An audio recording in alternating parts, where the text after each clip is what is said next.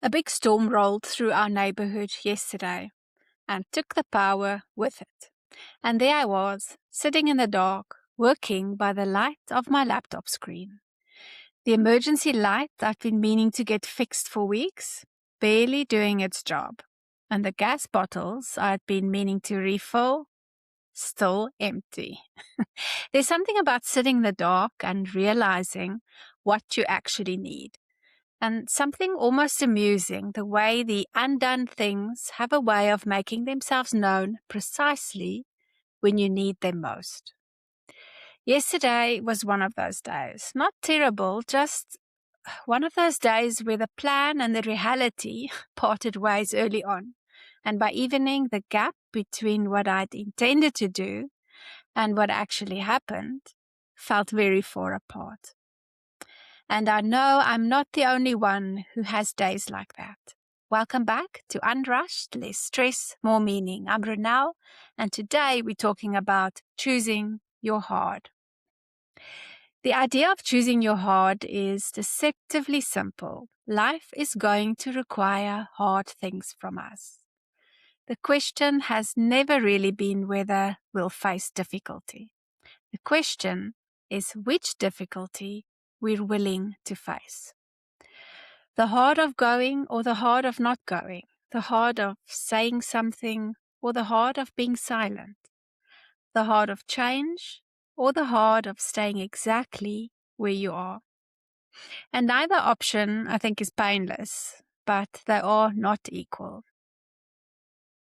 We sometimes operate under an illusion that avoiding or choosing the easier path in the moment really doesn't cost us anything. But avoidance has a price, which you pay much later, and often in the form of regret, restlessness, or that sense that you might have missed out on something important. Let me give you a very ordinary example of this. As I sat in the dark last night, I knew I needed to leave very early the next morning for a networking event. I'd been going back and forth about it. You know that voice that starts building a very reasonable sounding case for staying home? As an introvert, I can talk myself out of almost any social event if I give myself half a chance. So I sat with it and I asked myself, what are the two hard things here? The hard of going, the early alarm, the social effort, the energy it would cost me is one kind of hard, uncomfortable in the short term. And the hard of not going, falling further behind on connections that matter, explaining to myself again why I didn't show up, is a different kind of hard. One is productive discomfort, and the other is regret. And I did go to the networking event, made a few connections, exchanged contact numbers. There's something worth understanding about why we default to the easier option, even when we know it isn't serving us. Psychologists who study behavior change talk about present bias, our tendency to give disproportionate weight to immediate comfort over long-term benefit. This is very normal, but the reality is that the future version of us will carry the cost of today's avoidance. And that puts the discomfort of doing the hard things right now into perspective. And here's what makes it more complicated. We don't always recognize that the path of least resistance is avoidance. We often rationalize it. I'll do it next week when things are calmer. Or another very sensible sounding list of reasons why now is not the right time. So I've been talking about the networking event, which is a small everyday choice, but choose your heart carries far more weight when applied to bigger questions. The women I work with are successful, capable, accomplished. They're not avoiding the small things. They're excellent at getting those done. What they are sometimes avoiding is the larger, more honest questions. The question that's been lingering for months, maybe longer. Is this the right path for me?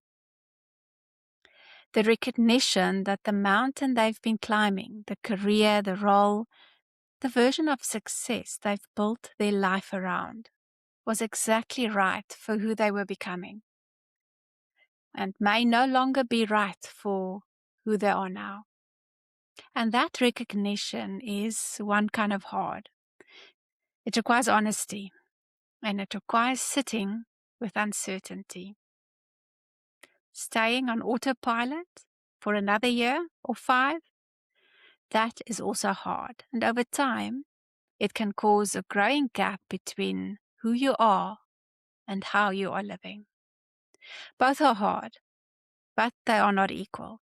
And I think if you sit with it honestly, you already know which one to choose. But I want to be clear. Choosing your hard isn't about willpower or gritting your teeth. It's about clarity. When you have genuine clarity about what matters, about what you value, about what you're actually trying to build, the hard choice becomes less about forcing yourself and more about alignment. The discomfort is still real, but it sits differently when you understand what it's in service of. The question I want to leave you with today isn't, are you willing to do hard things? I'm certain you are. The question is, are you choosing the right things? The ones that move you toward alignment rather than away from the discomfort of confronting what's no longer working. So last night, sitting in the dark with the emergency light barely doing its job, there was something unexpectedly peaceful about it. No noise-causing distractions, and things seemed clearer, but not necessarily easier. And maybe that's the invitation, not to have all the answers, just to ask yourself, what's the hard I've been choosing by default? And is there a different hard, a more intentional one that I keep postponing? And you don't have to solve it today. You just have to be willing to look at it. If this is resonating and you'd like a gentle, practical place to start, I have a free resource called 14 Small Steps Back to Yourself.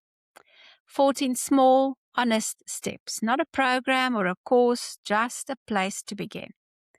You can find the link in the show notes.